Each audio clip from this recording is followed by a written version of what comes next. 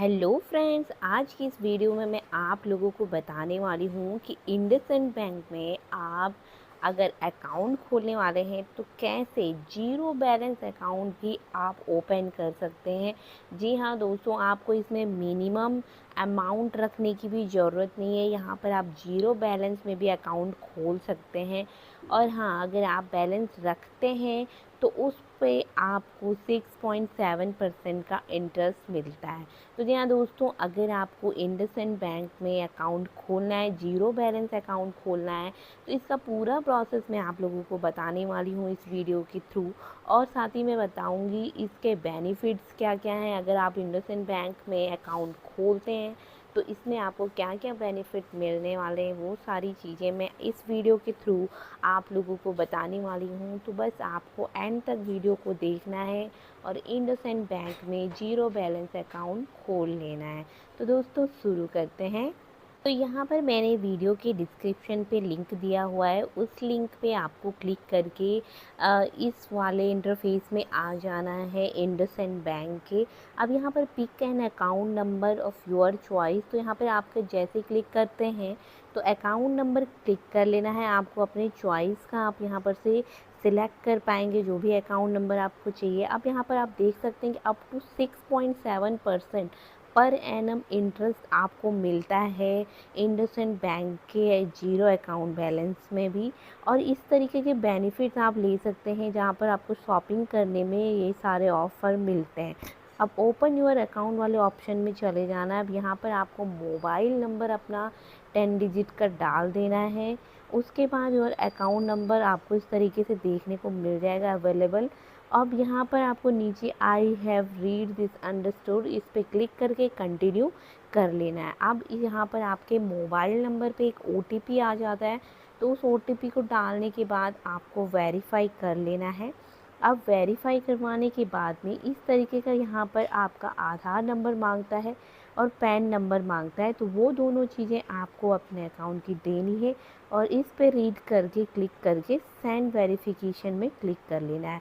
अब आपका जो अकाउंट लिंक है आधार से, वहाँ पर आपका एक OTP आ जाता है।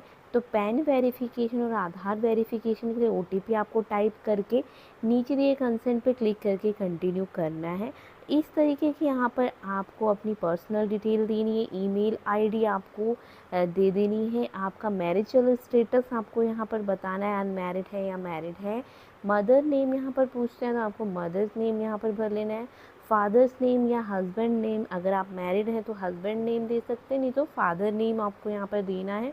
ऑक्यूपेशन आपको सिलेक्ट करना है, आप सैलरीड पर्सन है या सेल्फ एम्प्लॉयड है या जिस तरीके से हाउस वाइफ है, स्टूडेंट है, तो यहाँ पर उस तरीके से आपको क्लिक कर लेना है अपने अकॉर्डिंगली। तो यहाँ पर क्लिक कर लीजिए। अगर आप सैलरीड पर्सन है तो यहाँ पर सिलेक्ट कर लीजिए, स्टूडेंट है तो स्टूडेंट।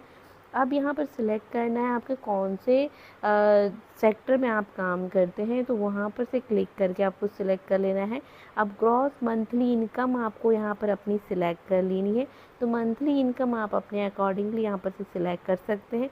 परमानेंट एड्रेस आपको यहाँ पर देना है। जी हाँ दोस्तों, अपना अकाउंट ओपन करने के लिए परमानेंट एड्रेस आप यहाँ पर दे दीजिए अपना।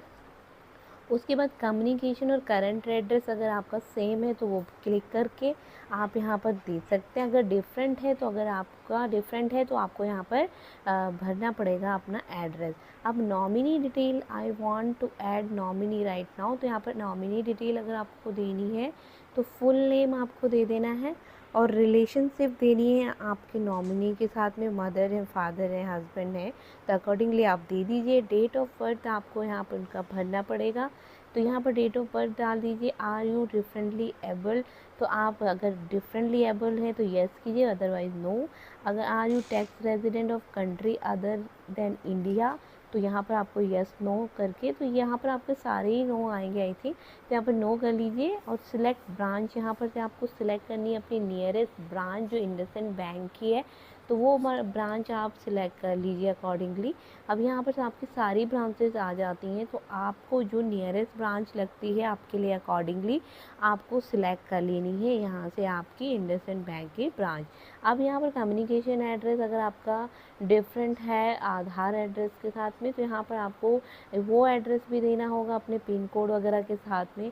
एडिशनल डिटेल यहाँ पर पूछी जाती है, तो वो सारी डिटेल्स आपको भर देनी है, एडिशनल डिटेल जो भी आपको पूछी जा रही है। उसके अलावा आपको यहाँ पर देख सकते हैं, do you want to receive direct benefit transfer of government social welfare scheme in this account, तो आपको येस नो अकॉर्डिंगली आपको भरना है। अगर आप चाहते हैं तो आप येस कर सकते हैं, अदरवाइज़ यहाँ पर नो का ऑप्शन भी आपको दिया है। Yes I wish to override, ये सारे आप देख के पढ़ के येस नो कर सकते हैं। Do you want to enable APS transaction on your account, तो यहाँ पर ये भी आपको सिलेक्ट कर लेना है येस और नो। और इंडसइंड बैंक स्टाफ हेल्प में अगर आपको चाहिए तो येस कर दीजिए। अब इस तरीके का सिलेक्ट सेविंग अकाउंट वेरिएंट, तो इस तरीके का इंडसइंड डिटेल्स आपको AMS की मिल जाती है, जहाँ पे जीरो बैलेंस अकाउंट आपका जो है यहाँ पर देखने को आपको मिल जाएगा। तो यहाँ पर आपका ये जो कार्ड है आप देख सकते हैं, इस तरीके से आपको इंडसइंड बैंक का एक कार्ड भी मिलेगा जहाँ पर आपने अकाउंट खुलवा रखा है। तो अब यहाँ पर आपको देखना है कि वीज़ा गोल्ड वर्चुअल कार्ड भी यहाँ पर आप ले सकते हैं, जिसका फ़ी बिल्कुल ज़ीरो है। तो यहाँ पर ये कार्ड आप ले सकते हैं, या डिलाइट मास्टर कार्ड अगर आपको लेना है, तो जहाँ पर फिजिकल प्लस वर्चुअल आप इसको यूज कर सकते हैं, जिसका फ़ीस रहेगा वो 590 रुपीज़ रहेगा। तो आप इन दोनों कार्ड में से कौन सा आपको कार्ड सूटेबल लगता है अपने लिए, वो आप देख सकते हैं, जहाँ पर आप वर्चुअली भी यूज कर सकते हैं फिजिकली भी। तो यहाँ पर आपको सिलेक्ट कर लेना है आपका। यहाँ पर आप देख सकते हैं कि आपको फिजिकली और वर्चुअली यूज करेंगे तो 500 आपको देने पड़ेंगे चार्जेस। तो यहाँ पर हम सेलेक्ट कर लेते हैं। अब यहाँ पर सेटअप योर डिजिटल एक्सेस, तो डिजिटल एक्सेस हमें यहाँ पर देने पड़ेंगे। अगर आपका ऑलरेडी बैंकिंग क्रेडेंशियल के साथ में है तो येस ऑलरेडी में कर दीजिए। अदरवाइज मोबाइल बैंकिंग डिटेल्स आपको यहाँ देनी है, एंटर यूज़र नेम आपको डालना पड़ेगा। इसके बाद यहाँ पर अवेलेबल का इस तरीके का ऑप्शन आपको दिखेगा मोबाइल बैंकिंग डिटेल का। यहाँ पर एम पिन आपको पूछा जाता है, तो वो एम पिन आपको सिलेक्ट कर लेना है और री एंटर भी करना है।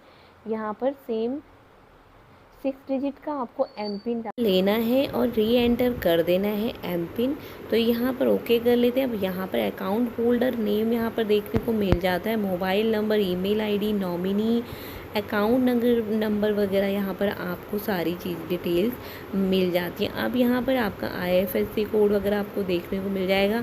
तो टर्म्स एंड कंडीशंस आपको पढ़ लेनी है और आई एग्री वाले ऑप्शन पे क्लिक करके नेक्स्ट कर लेना है। अब यहाँ पर फंड योर अकाउंट वाले ऑप्शन में आप देखेंगे कि यहाँ पर आपको अमाउंट एंटर करना पड़ेगा, जो भी आप फंड अपना अकाउंट करना चाहते हैं। तो यहाँ पर 590 रुपीज़ डेबिट कार्ड फ़ी आपको पड़ने वाली है।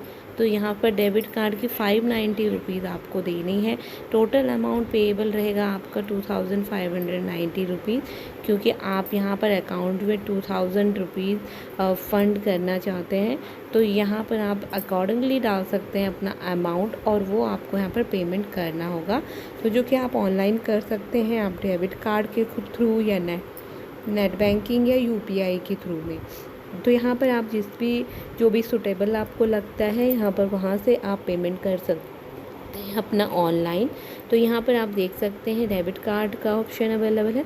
यहाँ पे आपको कार्ड नंबर डाल के एक्सपायरी डेट जो दी रहती है डेबिट कार्ड में वो डाल के, CVV नंबर रहता है 3 डिजिट का वो डालना है, और नेम ऑन अकाउंट वाले का वो डाल के OTP आपको यहाँ पर डाल देना है। अब OTP डालने के बाद आपके जो ट्रांजेक्शन्स है वो यहाँ पर कंप्लीट हो जाता है। तो आप देख सकते हैं कि यहाँ पर सारे जो चीज़ें हैं यहाँ पर आपने कंप्लीट कर दी है इंडसइंड बैंक में अकाउंट ओपन करने के लिए।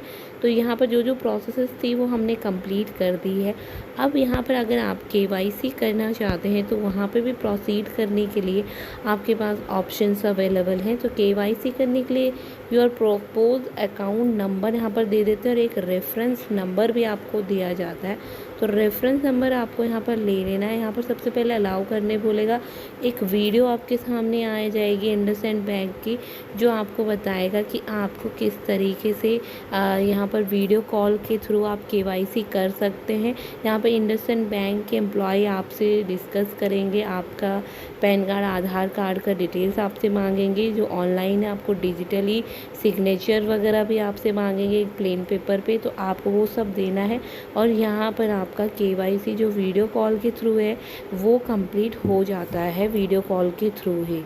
तो यहाँ पर ये आपको कंप्लीट कर लेना है। अब जैसे ही आप कंप्लीट कर लेते हैं, यहाँ पर आपका मोबाइल नंबर डालना पड़ेगा।